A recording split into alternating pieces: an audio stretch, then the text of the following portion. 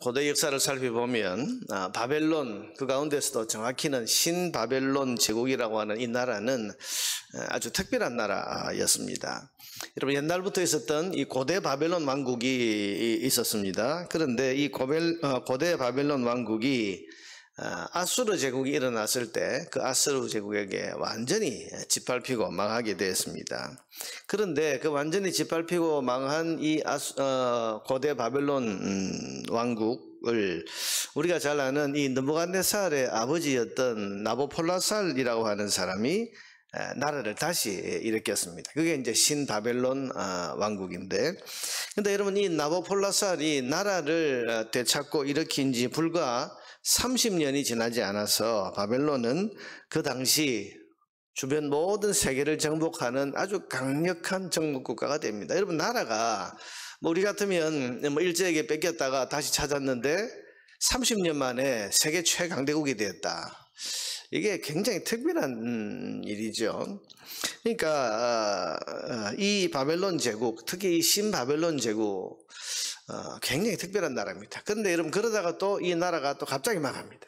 불과 몇 대가 안 돼서 그 메데 바사에 의해서 우리가 다니엘서에 나와 있는 대로 벨사살 그 임금 때 완전히 망하게 되지 않습니까? 그러니까 이게 갑자기 일어나서 전 세계를 정복했다가 또 갑자기 망해버린, 이게 이제 아주 특별한 그런 나라인데, 이 나보폴라살의 아들인 이 느부갓네살이 이 급성장한 나라의 중심에 서 있습니다.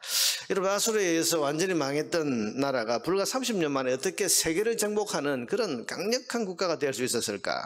성경은 이 바벨론을 일으키신 분이 하나님이시다, 이렇게 말하고 있고, 심지어 여러분, 예레미야 27장에 보면 하나님께서 이 느부갓네살 왕을 가리켜서 내 종 느부갓네살, 그렇게 지금 표현하고 있는 것까지 보게 됩니다. 여러분, 이방 나라의 임금인데, 그것도 유대를 망하게 한 하나님 나라를 지금 짓밟고 성전을 불태워버린 이 왕을 하나님께서 내 종 느부갓네살, 어떻게 내 종이라고 부르실 수 있을까?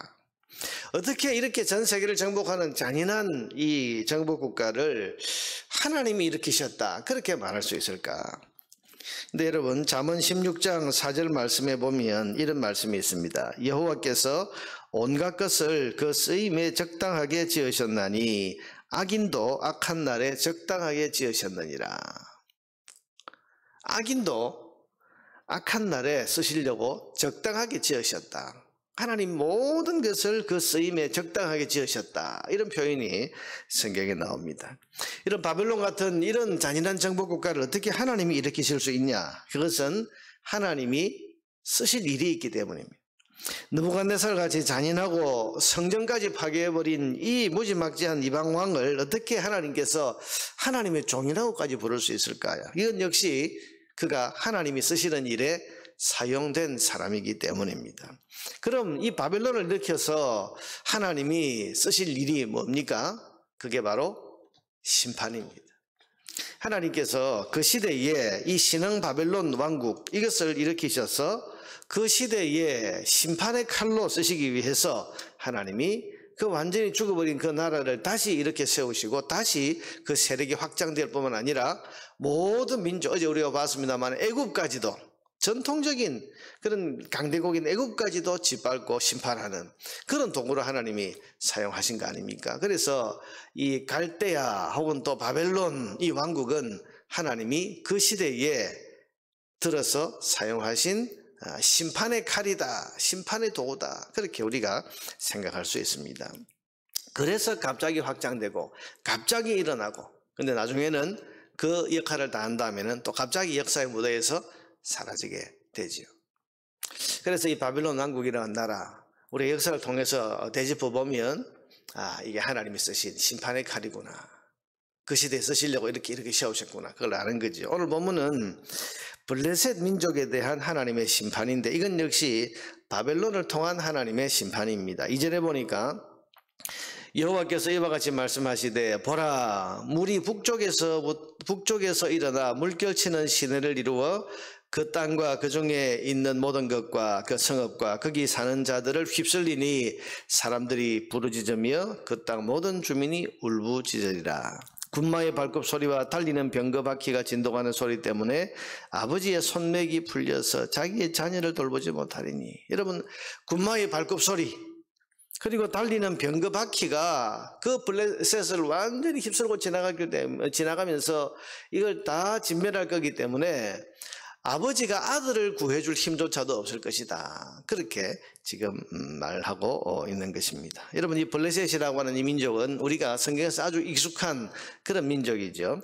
아브라함 시대 때부터 가나안 땅에 틀을 잡고 살던 아주 강력한 세력입니다. 이 블레셋은 원래 바다 건너 저 크레타 섬, 지금의 그 그리스에 있는 키프로스 섬에 살던 그런 함의 후손입니다. 그런데 여러분, 이 사람들은요 소위 이 그리스 계통의 민족입니다. 하여튼 이 가나안 땅 원래 원주민들이 아니에요.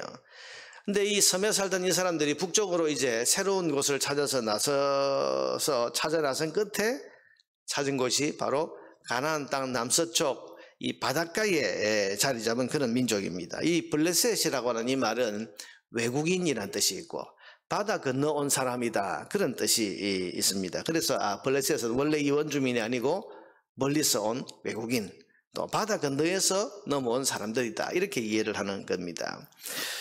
4절에 보면 여러분, 갑돌섬에 남아있는 블레셋 사람을 하나님이 유린하실 것이다. 이 갑돌섬이 어딘가 하면 바로 블레셋의 원거주지였던 크레타섬, 그레데섬, 성경에는 그레데섬이라고 나오죠. 여러분, 그들이 원래 살던 그 뿌리까지 하나님께서 완전히 짓밟으실 것이다, 지금 그 이야기를 하고 있는 것입니다. 이 블레셋은 우리가 잘 아는 대로 이스라엘을 바로 곁에 살면서 오랜 세월 동안 이스라엘의 적대적인 그런 나라였습니다. 여러분, 삼손이 상대했던 민족이 블레셋이고, 사울이 블레셋에게 죽임을 당하고, 다윗이 맞서 싸운 골리앗이 이 블레셋 가드 출신 사람 아닙니까? 그런데 그 오랜 세월 이스라엘을 괴롭히고 대적하는 역할을 했던 블레셋이 여러분, 지금 나오는 오늘 이 예레미야서에 예언되어 있는 이 바벨론의 침공을 받아서는 역사의 무대에서 이 블레셋이 완전히 사라집니다. 이 이후에 블레셋은 이제 없습니다. 완전히 망해버리는 거죠. 여러분, 지금 그 팔레스타인이라고 하는 그런 지명이 지금도 있고, 팔레스타인 나라, 지금 나라를 세우려고 뭐 팔레스타인 해방기구 뭐 이런 것도 있는데, 이 팔레스타인이라고 하는 이 단어는 블레셋인의 땅이라고 하는 그런 뜻을 가지고 있는데, 여러분, 이것은 지금 살고 있는 저 사람들이 블레셋 후손이라서 그런 게 아니고, 로마 시대의 그 하드리안 황제라고 있습니다. 이 황제 때 이 유대인들이 두 번이나 반란을 일으켰습니다, 황제에게. 그래서 그걸 이제 진압하면서 이 화가 난 하드리안 황제가 그 땅의 이름을 유대인의 땅이 아니고 블레셋의 땅이다, 그래서 그때 팔레스타인이라고 이름을 붙여줬는데, 그 로마 시대의 하드리안 황제가 팔레스타인이라고 그 땅 이름을 붙인 이후로 지금까지 팔레스타인이라는 지명으로 불리우고 있고, 또 거기에 지금 살고 있는 그 민족들을 가리켜서 팔레스타인 사람이다, 이렇게 이제 부르고 있는 건데, 인종적으로 혈통적으로 성경에 나오는 블레셋과는 별 관계가 없는, 이름만 가지고 있는 거지, 혈통적으로는 관계가 없는 그런 사람들입니다. 그러니까 여러분, 무슨 말인가 하면, 성경에 나오는 이 블레셋 민족은 오늘 이 바벨론 심판을 받아서 완전히 역사에서 사라집니다. 이것이 바로 그동안 하나님께서 그 블레셋이 저질렀던 이스라엘에 대한 여러 악행에 대한 심판을 받아서 말한 거죠. 6절 7절에 보면, 오라 여호와의 칼이여, 네가 언제까지 쉬지 않겠느냐? 네 칼집에 들어가서 가만히 쉴지어다. 여호와의 칼이 칼집에 들어가서 가만히 쉬어라 그랬는데, 7절에 여호와께서 이를 명령하셨은즉 어떻게 잠잠하며 쉬겠느냐? 아니, 하나님께서 칼을 휘두르라고 하셨는데 어떻게 칼집에 들어가서 가만히 있겠냐? 워낙 이 블레셋을 짓밟는 그 바벨론의 군대가 워낙 잔인하게 짓밟으니까 칼집에 좀 칼이 들어가면 좋겠다 그랬는데, 대답이 뭐죠? 여호와께서 명령하셨는데 어떻게 칼이 멈추겠냐? 끝까지 칼을 휘두르겠다는 거죠.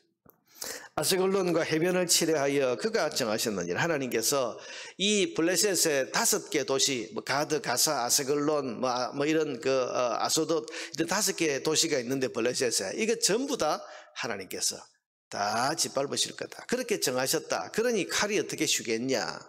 이렇게 지금 예언하고 있는 것입니다. 자, 여러분, 이 블레셋을 통한 교훈은 뭡니까? 하나님은 반드시 악에 대해서 심판하신다는 겁니다. 언제든지 누구를 통해서든지 반드시 하나님은 심판을 하십니다. 블레셋같이 하나님의 백성을 괴롭히고 가시 노릇을 하던 이 민족을 하나님께서 오랜 기간 참아오셨습니다만은 때가 되면 이렇게 심판의 칼인 바벨론을 사용해서 무섭도록 심판하셔서 역사의 무대 뒤로 완전히 사라지게 하시는 겁니다.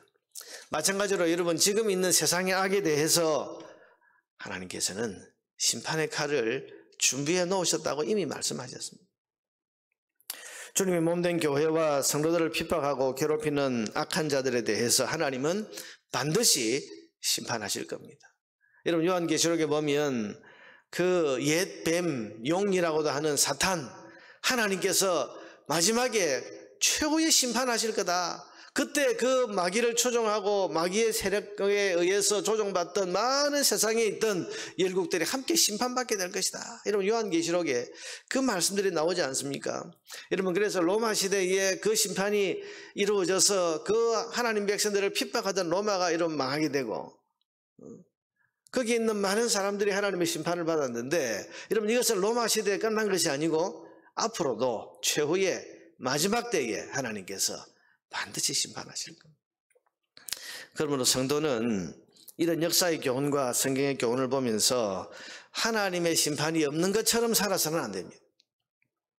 세상에 있는 악에 대해서, 가시에 대해서 지금도 여러분 교회를 핍박하고 성도들을 박해하는 그런 세상에 많은 그런 세력들이 있는데요, 하나님 도대체 뭐 하시나 불평하거나 하나님의 심판은 없다, 하나님이 계시냐 이러면서 낙심하는, 이것은 성도의 올바른 태도가 아니죠.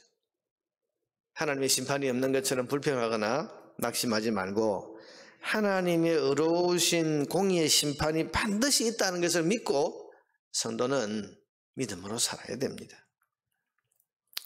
이 심판이 하나님의 집에서부터 시작된다고 예수님 말씀하셨는데, 그러므로 그 하나님의 심판이 있는 것을 믿는 사람은 성도도, 우리가 성도라 할지라도 내 안에 회개할 것이 있는지 돌아보고, 회개할 것 회개하고 바로잡을 것은 서둘러 바로잡아서 심판에까지 이르지 않도록 그렇게 해야 할 것입니다. 무엇보다 중요한 것이 회개하지 않고 있는 가족이나 형제의 구원입니다.